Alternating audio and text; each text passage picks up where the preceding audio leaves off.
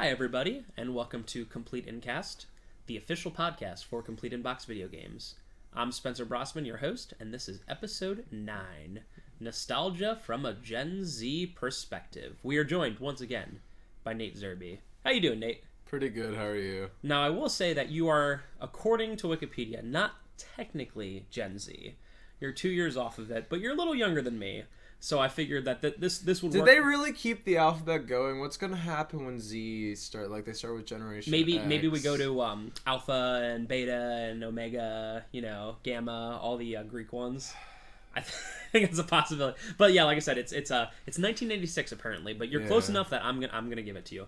Okay. So we hear pretty constantly nowadays from 80s and 90s kids. I guess I would be considered a 90s kid because I grew up in the 90s. 80s and 90s kids reliving their childhood and the nostalgia associated with many such things, such as video games. But even be a 90s kid or a 90s toddler, I feel like I'm so into 90s culture that I can be like a 90s, 80s, 70s kid and everything just for the culture I discover. As far as this is concerned, you are a double zeroer. You're a not a millennial because that's older than me. It's very confusing. Anyway, I'm like right in the middle. You're younger than me, and that's great. So we've seen this happen a lot. This nostalgia. Surge is brought back, and Crystal Pepsi is brought back. Hi-C Ecto Cooler is brought back. There are many things that are brought back. Nintendo is actually making a miniature Nintendo system that has a bunch of games built in on it, and people are going crazy for it. Nostalgia is huge. Yeah, Metallica's coming out with a new album. But right now, nostalgia is huge for my generation and the group that's like 5-10 years older than me. Oh yeah, nostalgia's a crazy thing right now. We don't really talk about it for the younger people, the people that grew up,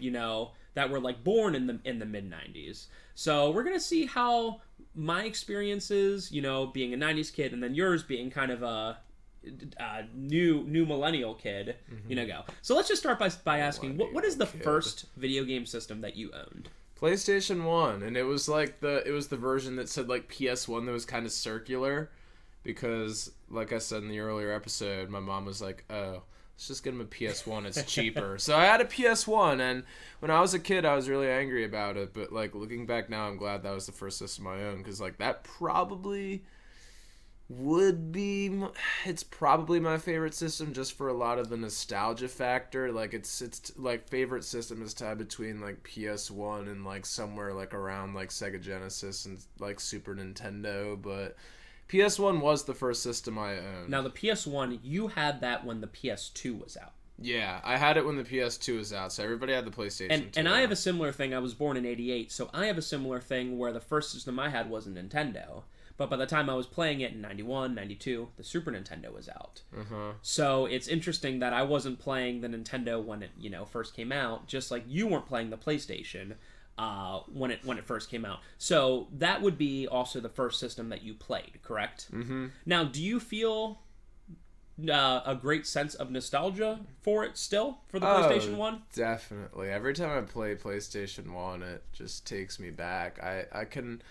I remember the Christmas very well because I remember the disappointment, but then I remember like the getting over it and the excitement of getting the games, and then like when I finally got a PlayStation 2 in 2003, like I just remember all the excitement from it. Like it was, because video games were a fun thing when I was a kid. I don't play video games as much as I used to, and even as a kid, like I only played them like a decent bit, but they were still fun and are still pretty fun to me. So that's interesting, just looking at it from my standpoint. I was playing PS1 pretty much when it was out.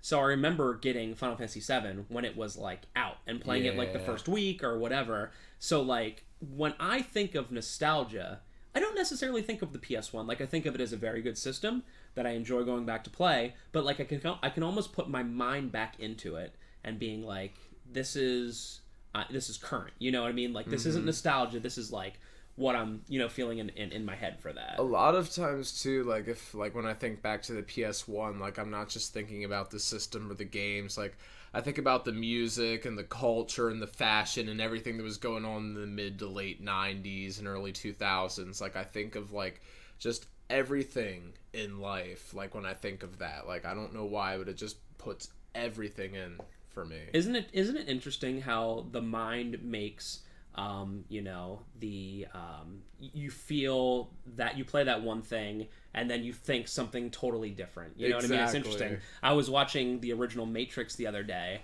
and like, it's a very like tech movie and whatever, but I always think of like the late 90s. Like, it'll always be the late 90s. Yeah. Like, it just like it is about 2200 or 2100, but it's mo money, mo problem. But it's like that exact time period in my mind.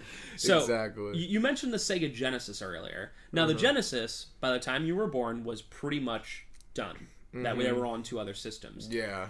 How do you still feel nostalgia for it, even though you played it like much later than when it first came out? What are your thought process on that? I feel like in a way I do, but it's fabricated.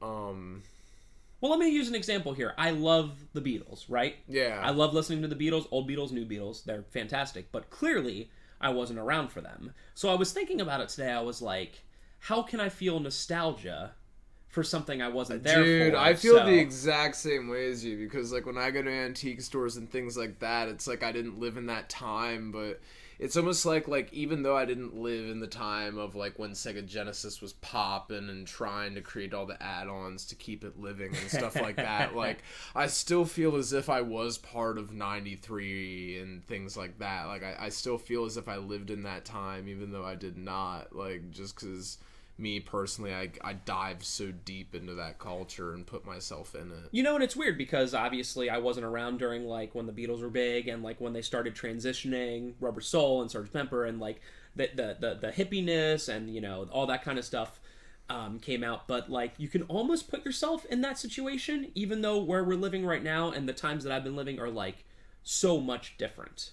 So you can play the Sega Genesis and almost feel like you're like me back then when I was playing it when I was like very young, like you're like in the early 90s. Yeah, when I play stuff like Sega Genesis and Super Nintendo, like a lot of times when I'm playing it, like I don't know why, maybe I feel like it's more fun to pretend like I feel as if I'm like living in a different time. And you know, and even though like it's like 2016 now, like if I'm playing it, like I'll think back, I'll be like, you know, this is what people were doing in like 1993, and just like it's just so amazing to them, so mind-blowing. Like, this is their way of having fun. Like, they go out and drop $50 on a game cartridge. Every single game. Like, and you would, you know, yeah, you can talk to anyone who was around my age. You would get, like, 1 or 2 games for Christmas. It's not like it is now where you can go into a store, like Complete in Box, and find a bunch of good...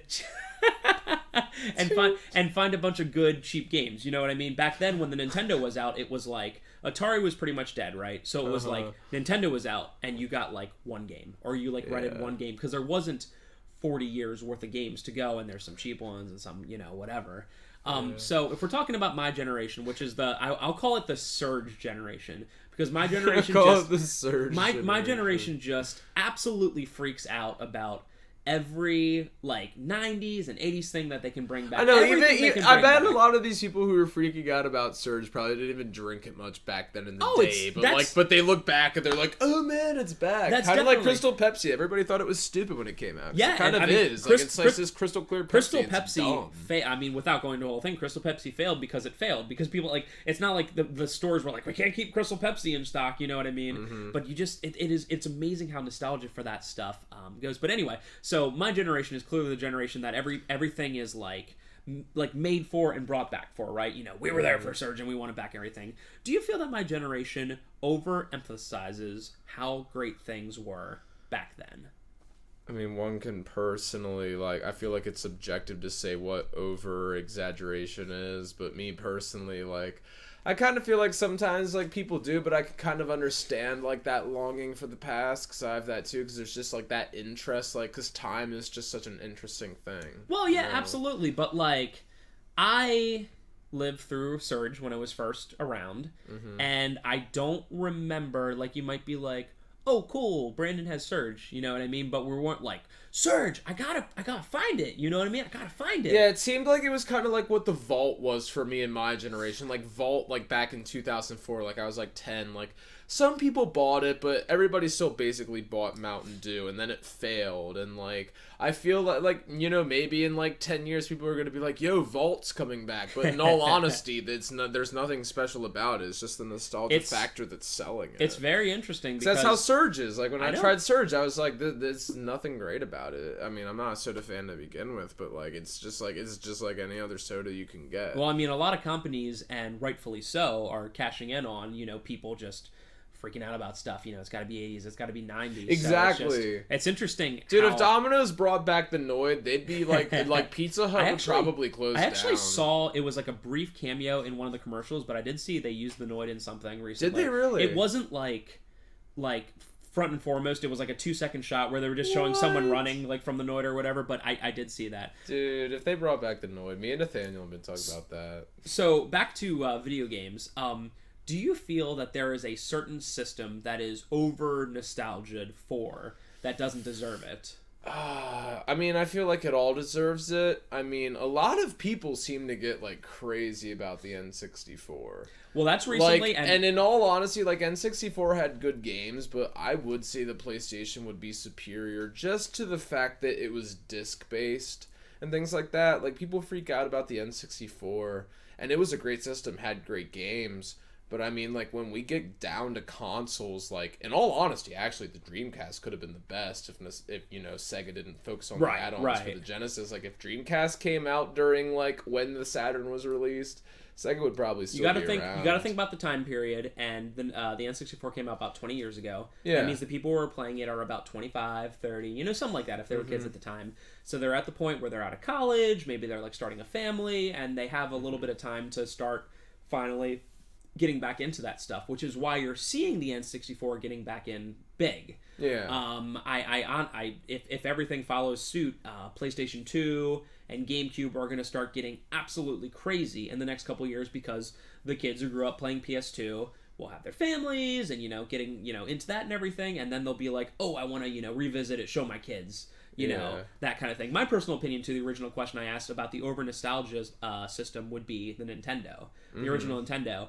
I played Nintendo first, and I went to Super Nintendo at some point after that, and I think while there are classics for the system that will always be classics, Castlevania and Mega Man and, you know, Mario and stuff like that, that it's given too much credit when you consider that the Super Nintendo came out next and did everything so much better. Like Nintendo had some good games, but Super Nintendo's when Nintendo really started to like get it going. I talked to many friends, and this is not by no means scientific, but like many friends, and I'll be like, a couple years older than me, I'll be like, you were there when the Nintendo was out at first, you know, right away. Nintendo or Super Nintendo, and every single person is like, oh, Super Nintendo. Like, the second I could trade in my Nintendo towards the Super, I did. And, like, Super Mario World, like, I played for, like, a million years, you know what I mean? So there were so many more games for the Super It's interesting that it's not like you're talking, like, night and day, you have Nintendo and Super Nintendo, but Nintendo has this, like, amazing, like, it factor for being, like, nostalgia, whereas the Super has it, but it's not like the Nintendo, you know? So, but like, and it's like right around that time when they came out with the Game Boy too, and like I can understand people getting super nostalgic for the Game Boy because like the Game Boy was really innovative for its time, like even like in black and white, like it had so many good games, good soundtracks, like the Game Boy, like just like to have that portable gaming system where it's like, okay, I'm bored, I've got like 4 AA batteries that like are brand new. This car ride's gonna be enjoyable because I've got a Game Boy and some Tetris and some Kirby or something like that. You know, you brought up another example. So people will come in and they'll want to get a old Game Boy or whatever, and for about the same price, so money's not an object here because they're about the same price, a lot of people will go for the original Game Boy or Game Boy Color over the Game Boy Advance SP. Simply because that's nostalgia and whatever. And I'll tell them that the SP has a backlight, so it's like your phone, you know, nowadays. You can see it during, you know, when it's dark out, but this Game Boy Color will not have a backlight. And many people will still go for the color because of that nostalgia factor. Exactly. Even though it is technically a worse system because you have to be playing it during the day. I know, so it literally is just people being like, yeah, it's like I'm in 1998. I mean, there's which, many like, I examples. can't say because I'm the same type of person. Like, I'm the kid who, like, has 3 different like cassette decks because I go to Goodwill and I'm like, oh, $3. Like, oh, and it's it's amazing, and I'm not bemoaning it because I'll play like original Game Boy once in a while, or like Nintendo instead of Super Nintendo or whatever. With Game Boy Color, like I'll play that. Like it's just that feeling. Like I don't know why it's strange to say, but like almost like nostalgia is almost kind of like a high. It's strange to say, but like I will say it. Like nostalgia is almost kind of like an indulgence. It's like a certain like it's feeling. Like it's getting out of reality. Nostalgia is getting out of what the time is that you're in right now, and you're putting yourself in a different time, which is almost a different perspective. So in a way, nostalgia is kind of like a high in my personal like opinion. Well, it's definitely a different feeling that you can't quite get with anything else that is current. It's like an alternate state of mind. It's exactly what it's like. We were talking about younger generations than even us. Mm-hmm. Do you feel that children today are even more spoiled by having than we were, and we had many choices, by having so many choices to play growing up? They're definitely more spoiled. There are 10-year-olds that come in that get Nintendos, and there are 10-year-olds that come in and get PlayStation 4s. I find it fascinating that such a dichotomy exists, and that there are so many different it's amazing the amount of choices there are out there for that. Speaking of nostalgia can sometimes be false nostalgia. There will be times where people will be like looking at an old game and they'll be like, oh, this game's amazing, and I know in my mind that I've played it recently, and I personally don't think so. Has there been any game that you played somewhat recently, within the last couple years, that you had nostalgia for but realized that it aged terribly? I can't think of anything off the top of my head. Let me give you. I haven't played video games in the longest time. Let me give you an example. Well, first of all, let's say we talked about the original Tony Hawks earlier. Do the Tony Hawk games feel the same to you now? Okay, because the first Tony Hawk games, the controls are lagging and everything. And there's it's hard to play the first Tony Hawk Pro Skater. There's no manuals. It's a challenge. There's no manuals. There's no reverts. It's simple. It's just the controlling in general too, like all the balance and everything. Like it's just them like finding what the game was like. And I have an example for that. That it's one of the biggest ones at the store where people will come in and just gush in nostalgia over it. GoldenEye for the N64. I have played that recently, and I loved GoldenEye. I played it all the time when I was younger with my friends, and it has aged terribly. It is playing a multiplayer match is like impossible. It is so hard. Yeah, you know what I mean? Especially because the screen is people so will come in small. and then the first couple games they ask for 64 is, do you have Mario 64? Do you got GoldenEye? And it's like one of those two games, Mario 64, in my opinion, has aged beautifully and is still super fun to play. Dude, it's the best Mario in my opinion. And one of them is just terrible. And it's funny how that blind nostalgia works. It's like, no, GoldenEye is going to be good. I'd be interested if I talked to those people who haven't played it in 15 years, what do they think, Dude, when it comes to 007 games, I feel like some of the ones that were actually fun were for the PS2. Like, what were even the names? I think one was Agent Underfire and Nightfire. Those are better than GoldenEye in my opinion. But again, it's nostalgia making people think GoldenEye is better. And it's like, no, man. Like, I got I was blowing people up and all that night. It's weird. It's weird because some of those nostalgia choices, like Mario Brothers 3, is a great example. It's great nostalgia, but it's also like a fantastic game. Like I've never talked to anyone who's like, oh, I don't like Mario Brothers 3. You know what I mean? Like it's just perfect. Yeah, it's good. But there's other games from Nintendo that came out the same year that people might have nostalgia for, and it's like, dude, that did not age well. It's just very interesting how it's so blind sometimes that you're like, I'm playing this Nintendo, everything's great on it, and that's kind of how early Kirby games are for me. Like I love the early Kirby games; they're so good to me. But like Kirby games didn't really start getting good and like aging beautifully until Superstar came out. Because like in the first Dreamland, you couldn't like get ability copies and anything, and like Adventure, like I just feel like the controls weren't that great.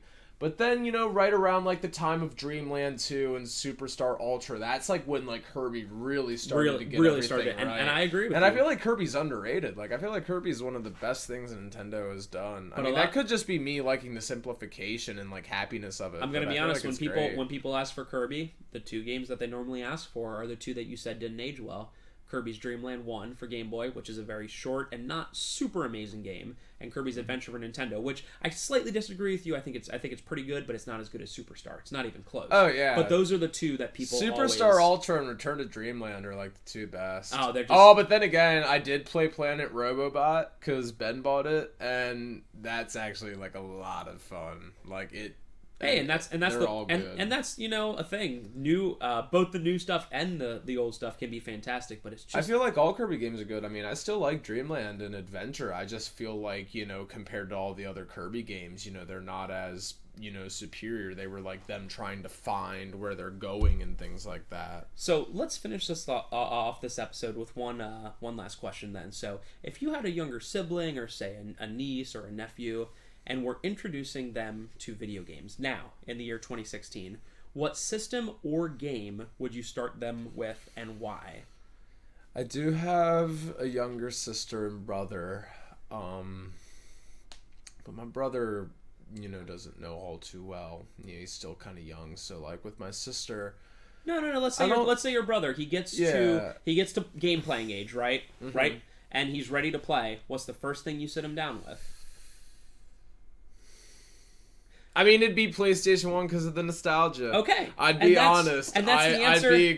I'd be like, this is what I started out with. That's the answer I would be looking for, because there's many people who are a little older than me that are like, oh, when my son is old enough, it's like Mario Brothers 1, you know what I mean? Mm-hmm. Because, it's the nostalgia. You probably remember you doing that first, so you would want somebody there to remember that. Like, it's the first game I ever played. Yeah, the first Mario Brothers would be a good one. I think for me... like early stuff for me was either arcade systems, but one thing I remember well was Duck Hunt with the Nintendo Zapper because my uncle had it. So like I remember playing Duck Hunt and thinking it was like the most amazing thing in the world because it's like you have this gun and you're pointing at the TV and you're shooting at these ducks. It'd be interesting to see how like a very young, just getting into games would like think about Duck Hunt or something like that. So it's very interesting. I mean, nostalgia's obviously it's it's like love is blind, nostalgia's blind. Mm-hmm. You can, just absolutely love something and, somebody who's never played it before looks at it and they go, "Oh, what's that?" And you go, "No. This is the best game. It is so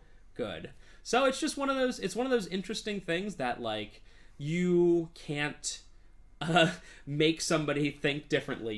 It's usually that is set in stone, like love and like the complete and cast, right? Yeah, definitely like complete and cast, man. It's exactly like that. Thank you once again, Nate, for joining us. Thank you very much. And thank you out in YouTube land for listening to us.